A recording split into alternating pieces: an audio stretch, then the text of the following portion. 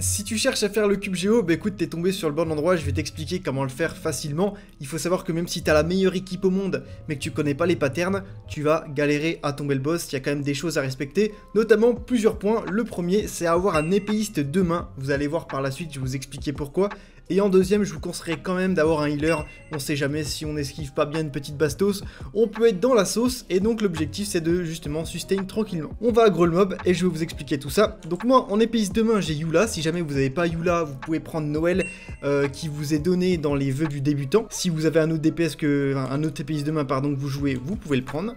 Alors là, qu'est-ce qui se passe? Donc là, on peut voir que l'hypnostage géo, il se met au-dessus d'un pilier, je vais vous inviter à le détruire, et c'est là que l'épéiste de main prend tout son sens, parce qu'il met beaucoup de dégâts au pilier.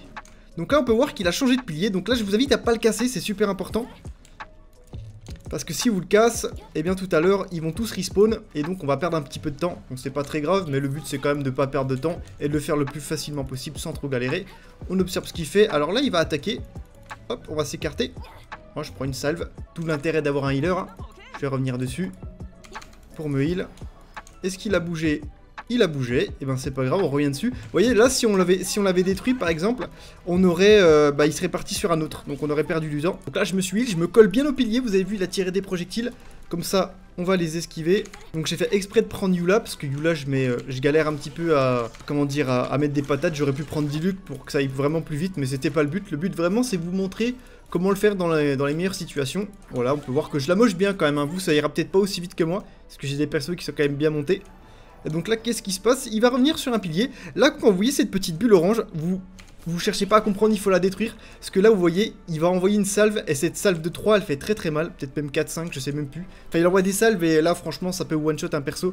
Vous êtes peut-être déjà mort là-dessus. Et avec cette bulle, bah, vous pouvez continuer à taper sans vraiment songer aux dégâts qui sont aux alentours. Voilà. Donc on va quasiment détruire le pilier. Si vous le détruisez, tant mieux. Encore une fois, il est à découvert. On y retourne. Donc là j'ai quasiment tué, on va attendre un petit peu, je vais vous montrer les 2-3 attaques en plus qui pourraient vous faire, qui pourraient vous déranger. Voilà, il a changé de pilier, qu'est-ce qui se passe? Donc là vous voyez, il me prend en cible. Moi j'aurais pu l'éviter, hein. Il suffit juste de maintenir le dash en continu, mais ça c'est pas très gênant, surtout que ça fait pas beaucoup de dégâts. Mais si jamais vous faites attaquer, vous avez votre healer en seconde main qui peut vous redonner quelques HP. Là, on a une deuxième salve. Ce qui est important d'avoir toujours un petit visu dessus. Vous voyez, il envoie une salve de 1. Elle fait pas trop mal encore. La grosse salve qu'il faut éviter, c'est celle que je vous ai montré tout à l'heure où il faut vraiment se jeter sur l'espèce de sphère orange. Donc là, on a à peu près toutes les attaques possibles du cube, hein. Je crois que j'ai à peu près tout fait. Donc on va passer à l'étape suivante. Vous voyez, l'intérêt de les laisser low HP, c'est qu'en fait, il va revenir dessus. Donc on va pouvoir les casser et revenir va lui mettre sa part directement après. Donc là, je vais mettre à mal ses HP. Il va passer en une espèce de stase. Donc là, normalement, il y aura 3 piliers. C'est juste que je l'ai fait avant pour essayer de tester un petit peu tout ça. Mais supposons que je n'arrive à détruire que 2 piliers sur 3. Eh bien, on va devoir refaire le même stratagème, c'est-à-dire redescendre ses HP. Quand il est en mode vulnérable, je vous invite à pas utiliser vos ultimates. Vaut mieux les utiliser sur les piliers de la fin pour éviter à devoir le refaire. Comme là par exemple je suis en train de faire du coup. Et ce qui est bien c'est quand on va le retomber à 0 HP, vous allez voir que il n'y aura pas les 3 piliers, il n'y en aura qu'un seul. Voilà, il va revenir avec un pilier. Et là ce que vous pouvez faire c'est vous balancer votre ultimate.